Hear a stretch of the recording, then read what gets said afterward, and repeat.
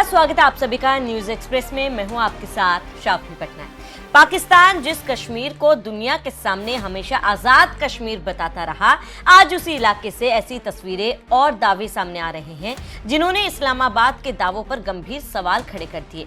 पाकिस्तान के कब्जे वाले जम्मू कश्मीर यानी POJK में हालात इतने तनावपूर्ण बताए जा रहे हैं कि वहां के कई स्थानीय नेताओं और कार्यकर्ताओं ने इसे युद्ध जैसे हालात बताया। सबसे बड़ी चर्चा का विषय बना है जॉइंट अवामी एक्शन कमेटी के नेता सरदार अमन खान का वीडियो संदेश।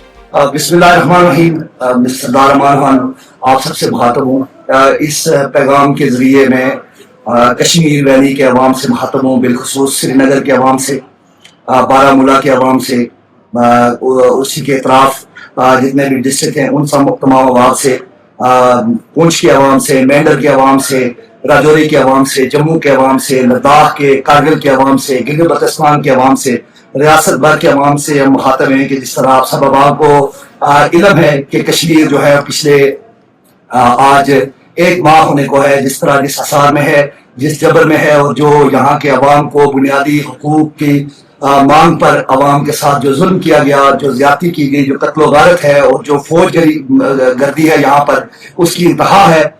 इस इंतहाई मुश्किल मरले में जहां हमारे राशन के रास्ते बंद हैं, जहां हमारी अद्वियात के रास्ते बंद हैं, जहां हमें सांस लेने पर भी हमारे यहाँ के हुक्मरान, यहाँ की फोर्सेस जो है वो इस तैश में हैं कि यहाँ के अवाम सांस क्यों ले रहे हैं। आज इस मुश्किल की घड़ी में हम तमाम अवाम से, उस पार के अवाम से, बिलखुसूस पुंछ के अवाम से, मेंढर के अवाम से, राजौरी के अवाम से, जम्मू के अवाम से, वैली के अवाम से, लद्दाख कारगिल के अवाम से हम अपील करते हैं कि 5 जुलाई को हमने प्रोटेस्ट रखा हुआ है और आप सब अवाम की हमें हमायत चाहिए।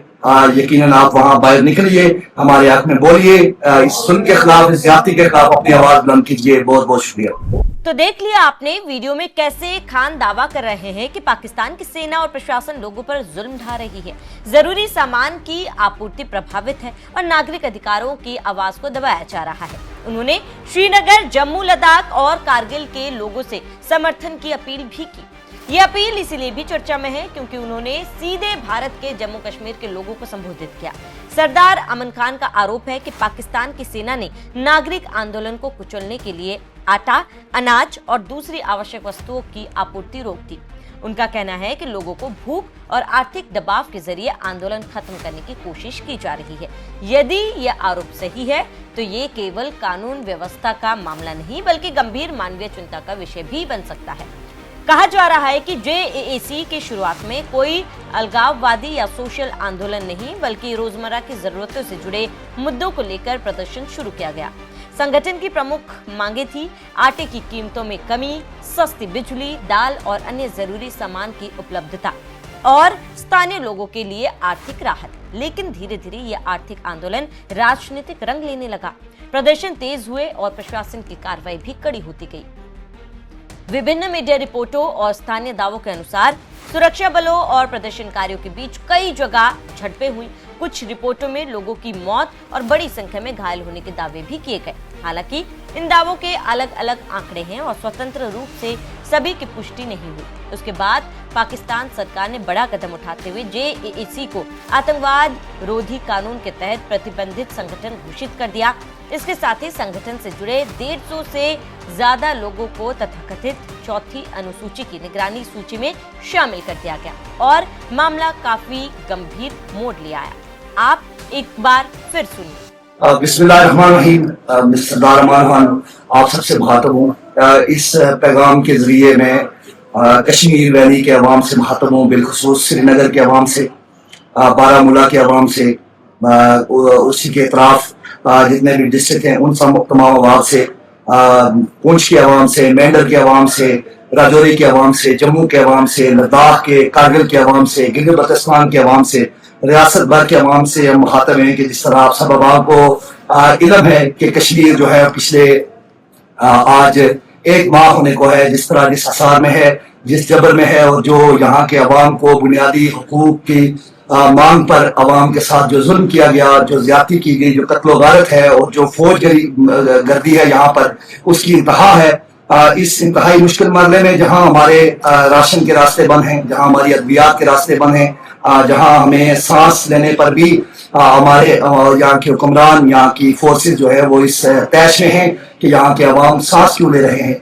आज इस मुश्किल की घड़ी में हम तमाम अवाम से, उस पार के अवाम से, बिलखुसूस पुंछ के अवाम से, मेंढर के अवाम से, राजौरी के अवाम से, जम्मू के अवाम से, वैली के अवाम से, लद्दाख कारगिल के अवाम से हम अपील करते हैं कि 5 जुलाई को हमने प्रोटेस्ट रखा हुआ है और आप सब अवाम की हमें हमायत चाहिए। यकीनन आप वहां बाहर निकलिए, हमारे हक में बोलिए, इस जुल्म के खिलाफ, इस ज्यादती के खिलाफ अपनी आवाज बुलंद कीजिए। बहुत बहुत शुक्रिया।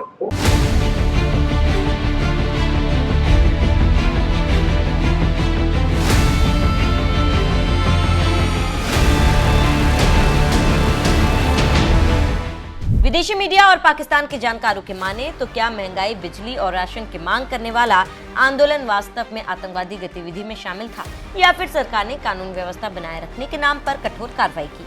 इस सवाल पर अलग अलग पक्षों की राय अलग है। सरदार अमन खान ने अपने वीडियो में कहा कि उन्होंने लंबे समय तक अत्याचार सहा।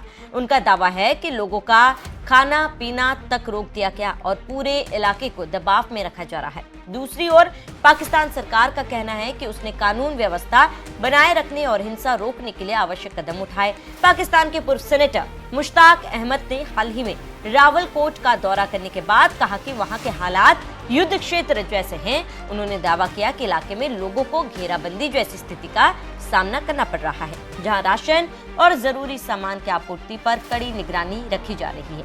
ऐसे दावों का उल्लेख अंतर्राष्ट्रीय मीडिया संस्था अल जजीरा की रिपोर्टों में भी किया गया।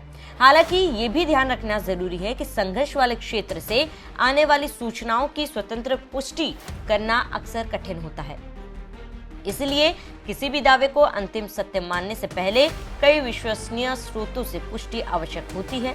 पीओजेके में असंतोष कोई नई बात नहीं है। पिछले कुछ वर्षों में वहां महंगाई, बिजली संकट, बेरोजगारी, टैक्स व्यवस्था और स्थानीय संसाधनों पर नियंत्रण जैसे मुद्दों को लेकर कई बार बड़े विरोध प्रदर्शन हुए। स्थानीय संगठनों का आरोप है कि क्षेत्र के संसाधनों का लाभ स्थानीय जनता को पर्याप्त रूप से नहीं मिल रहा। इसी पृष्ठभूमि में जेएसी का आंदोलन उभरा, जिसने आम लोगों की परेशानियों को प्रमुख मुद्दा बनाया। लेकिन अब जब संगठन पर प्रतिबंध लग चुका है और उसके नेताओं के खिलाफ कार्रवाई हो रही है, तो ये मामला केवल आर्थिक आंदोलन तक सीमित नहीं रह गया, बल्कि राजनीतिक और सुरक्षा बहस पर विषय भी बन गया।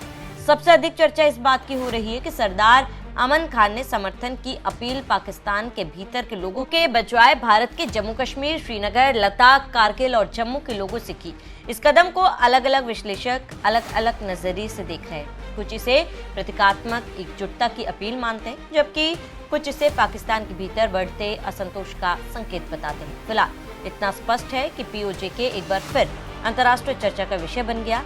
एक तरफ पाकिस्तान सरकार कानून व्यवस्था और सुरक्षा का हवाला दे रही है, वहीं दूसरी तरफ स्थानीय नेताओं और प्रदर्शनकारियों के आरोप मानवाधिकारी और नागरिक स्वतंत्रता से जुड़े गंभीर सवाल खड़े कर रहे हैं। अब देखना होगा कि क्या भारत इस आंदोलन को सपोर्ट करता है या इस आंदोलन को मान्यता देता है। देखना दिलचस्प होगा, लेकिन फिलहाल तो मामला काफी गर्म है।